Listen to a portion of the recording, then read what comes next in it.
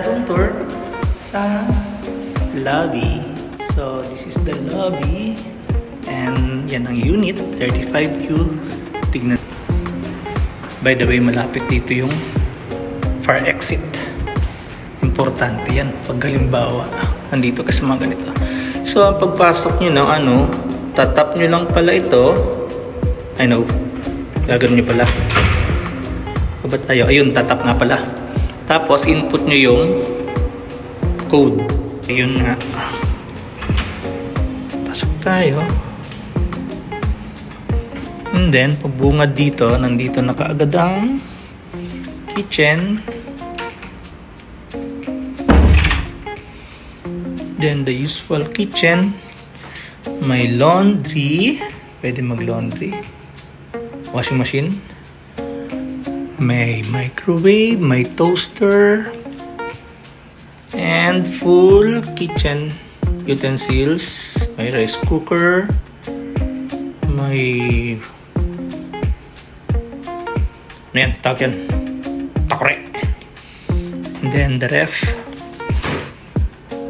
May libre pang yelo na iwan. And then, okay. Naka-on naman.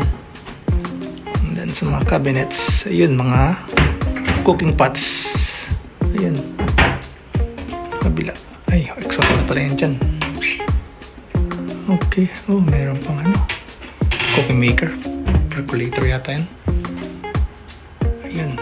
May wine glass. And then, ito na yung dining. And then, meron pa free sleepers. Pero nagdala akong sleepers ko. Parang nakakatakot yata gumamit ng sleepers na nandyan. Hindi mo alam kung mayroong alipo nga. Ayun. Dining table. And then, the sala na pwedeng additional na tulugan. Then, we have a TV na malaki. And then, meron tayong full body mirror. Okay, outfit check. Diba? Okay. Merong air purifier o dehumidifier. So, sabi dito ay welcome guests. I enter as a guest, leave as a friend. Enjoy your stay. Ano yan? W-I-N smile. Complimentary. Ano ba yan? So, may 4 na mineral water, 2. Hindi, 4 din. So, magkakapit tayo. Tapos 4 na Skyflex. So, magkakapit tayo yan. And then, this is the bedroom. Queen size. And then, may working area pa rito. May ano to? Okay. Monitor to ng TV. Monitor to ng laptop. So, kung may laptop ka, pwede ka mag-work dito. Para mas malaki yung screen. Tama ba?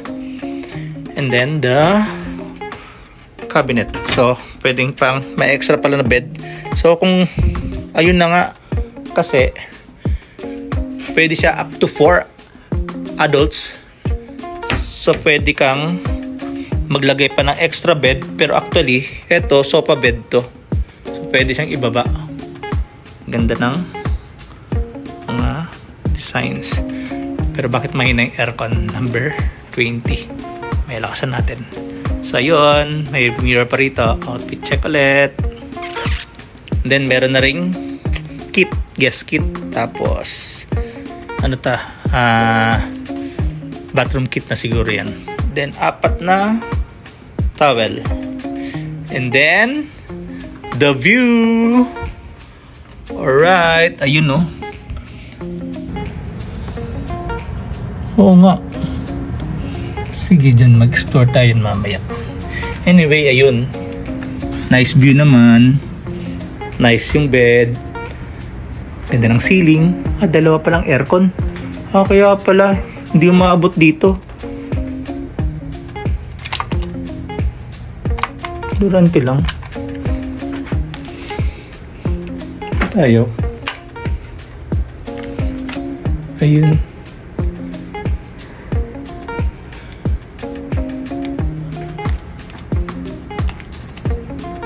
Ayun. So, syempre, 18 para malamig. And then, nga pala to, the bathroom. Tapos, dini ang ilaw muna. Dini ang CR. Ayun. Yun. Perfume shampoo, perfume conditioner, tapos body wash. So, ayun. Maganda. Di nakaka-slide. And then, maybe day. Then, syempre mirror. Outfit check ulit.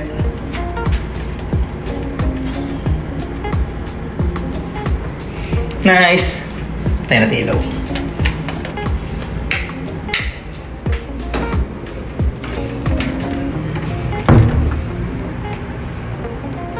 Alright, that's it.